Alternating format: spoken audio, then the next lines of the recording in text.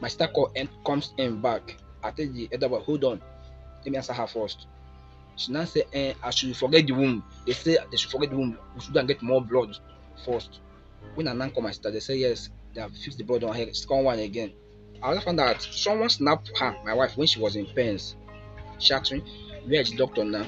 Where is the doctor now after operating on me?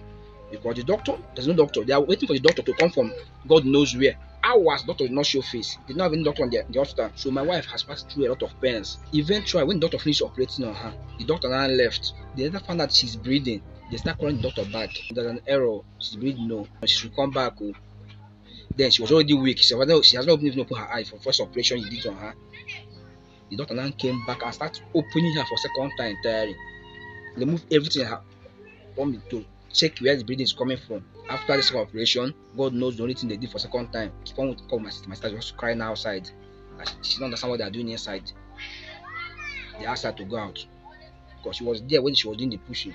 But when all this issue started off, all this complication, they asked her to go out.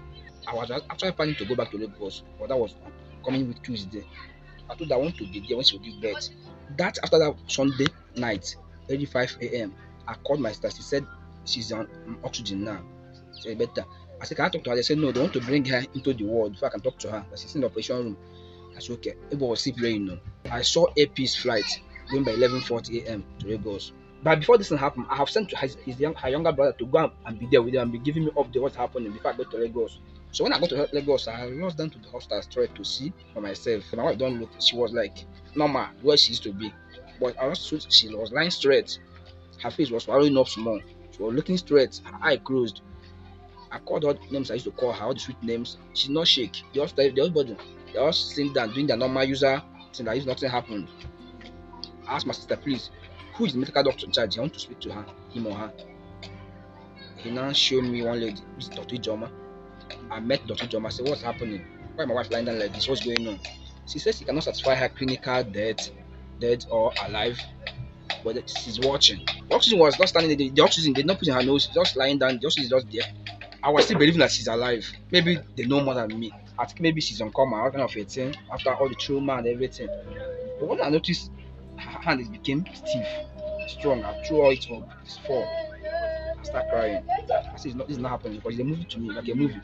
So when I became so sad, I was crying. I said, I need to make a report. I need to make a report in the police station. What's happening here? I left the hospital to Agor police station. But later on, after all said and done, the inspector, somebody followed me to the hospital. On getting there, he asked them who is in charge. The black lady came out and said she's the manager of the hospital. He should address her. He now show him his ID card, his Inspector Jumbo, that I make an official complaint about what happened here. All of them framed up. This guy is very ungrateful. He's mad. He hasn't even make a deposit. He hasn't even paid for anything yet. He has the right to go and make a report in the station. You were putting your wife on credit. You just got to Lagos and you haven't even paid the payment. You are there bringing police here. They're all shouting. I was calming myself down. Then I told him, see, they said, Inspector, you know what? We are going to call our lawyer to come and meet you in the police station. That this issue is not something they will talk to him personally. They're going to be his lawyer. Inspector said, okay, no issue. Fine. Let the lawyer come and meet him in the police station. I went out to the inspector. I gave him transport to go back. And I came back to go and my elder sister to show me what my son is. Because I've not seen my son this way because I've not got myself. When I go to here, I now find that the son is doing like something like something is shocking him. Like he's not getting himself. Seizure, yeah. Okay. I asked my sister what's happening. She's not aware of the whole thing too. So the hospital did not tell us anything about it. The son did not cry. They just keep quiet. Everything. They just dress him and put in oxygen inside the ward there.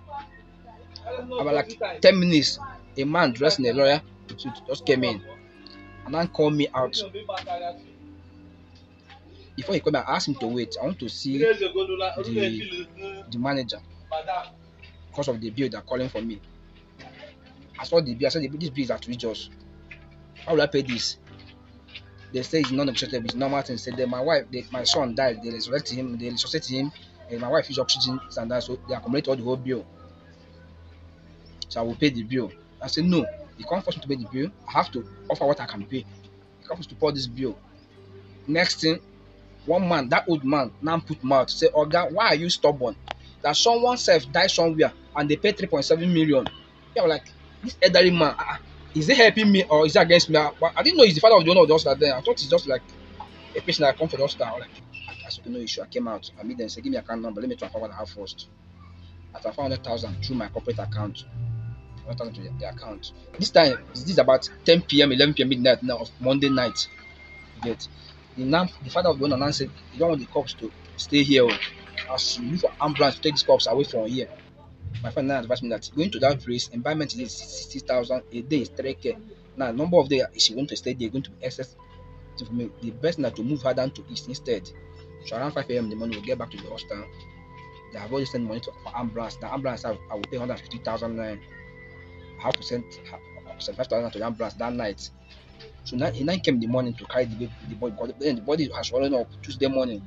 They said nowhere, can never. The father said nowhere. I must complete all the whole bill before the body will be removed. The matron now said, "Okay, I come, but I must not leave the hospital. Nobody will leave. I can move the body, but me cannot leave. So I'm not going anywhere. My son is still inside the hospital here. Nobody's going out." So now that morning when the ambulance left, I now sent another 150,000 naira to the account again, to them again. They still argue. I said this time around, I don't have 1 naira again. This son is dying. I must take him away. How do why they want it? If you want to kill me, kill me here. When they say I'm very, they say they cannot give me any paper for to show that this boy was born in the hospital. I said no way, we cannot go out without having a paper. So I will not play like if we smell we steal a baby somewhere else. This is my son. You need to give us a written paper. Then I said on one condition that I must sign undertaking for them, that I will close every case about them, that I will stop if it's any police coming to investigate them. That's the only way they can allow me go out with the son. I have to use my wisdom. So okay, fine. This is someone's life is at stake here. Out of this, I will sign it. Let the son be alive first. And now, after signing it, I give a paper. About to leave. I said, okay, fine. No, what happened? You guys give me the sojourn number. So I'll call him on phone later. Speak to him to explain to me what happened to my wife. So that I can explain to his her family. See what killed their daughter. They say it's not done anywhere. They don't have to explain to me. They have to give me the number. I say, give me the number. And he okay. Can he come back to me? Say no. I lost down to one star around the Sere Expressway to go and do criminal test for my son to know if it's okay. Got in there, he said I should pay 7.5 for consultation fee. I paid. They now check. They said no, I should pay 500,000 deposit before they can start putting on him that he's no okay at all. They now find a lot of things in him. He's no okay. I said 500,000. I don't have this kind of money now. I said sorry. I said okay. I now beg the doctor. Can you please help me? Give me a referral letter to refer me to Root. That when they go through the paper, they know what you found out. And then say okay, no issue. And then give me some draft note. And move down to Root. Go to the children emergency. He said no bed. You can have bed there for a day old baby. I have to start begging, running around, beg them. After they now find out, okay, fine, they find a way to admit us. I stayed like 3 days in the hospital in the Root. The same clothes I was wearing, nowhere to bed. I did not leave the place. I was nowhere to sleep. It's an intensive care unit. They're not allowed to enter. I was still inside gutter there, every now and then for months and nights. The family of my late wife, they are calling me. I should come to the village. I should have to report to official that their daughter is dead, which is normal, something to do. Thank God for everything. The family, why else shall happen? The elder is very supportive, and the mother and everybody along, because I carry them along. Whatever I'm doing, they are away. I did the burial planning 3 days. I spent over 800,000 on that burial planning. But how is your son now? For information, he's getting better. But the test, in fact, they have done a lot of tests, scan, a lot of brain tests, scan. It was much. He had them 2 weeks now. The intensive care unit. I have more than 15 doctors treating on him. Fine. They said he did not cry, so he having season. 2, he has blood infection. He drank a lot of dirty water, whatever it's called, during the childbirth. They do blood transfusion. They remove the blood, do another one. You get, and being that their mother is his mother is not alive again, so getting a boy that want to match him, my boy cannot match him. So getting a boy that want to match him is positive. So it wasn't easy. Every time no blood. God so kind, he's no longer in oxygen. It's out of it. They moved him from ICU to inside ward now. I still have to root through their page and get to know who is owner of the hospital. So I got his number. I chatted him up. He now said, thank God he chatted me up. I saw the story online. After explaining to him, the only thing the guy answered me is that my brother what about medical field? Things like this happens. Take heart. He now started sending me a laugh emojis. He's on the WhatsApp, sending me happiness emojis, sending me laugh emojis. Like what? Insensitive. I've been insensitive on such a matter. My wife is dead. 30 months. Yeah, sending me laugh emojis. I was heartbroken before government get to hear about it. to go and investigate. When they investigate, they found out they don't even have license. But that one left for government to handle. I told them, okay, what I was going to do is this.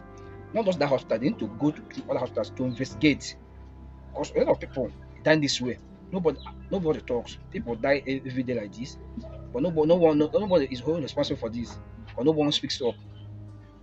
You get? I feel like government should not just shut down the hospital. Someone has to be wholly responsible. The metro is an elderly metro. You need to confirm, is it operating on license? So who are authorized for her to be induced? I'm in for work. Yes, I'm in Enugu.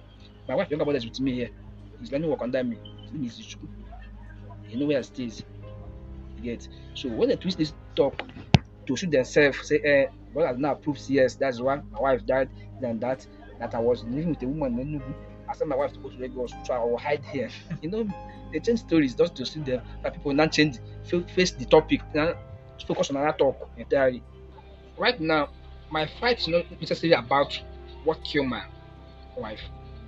My fight now too is act of negligence that killed her. Not necessarily about that is poison, whatever that killed her. It's act of negligence of the hospital. Because if not negligence, there must be a referral. They must act faster. No, it's human life.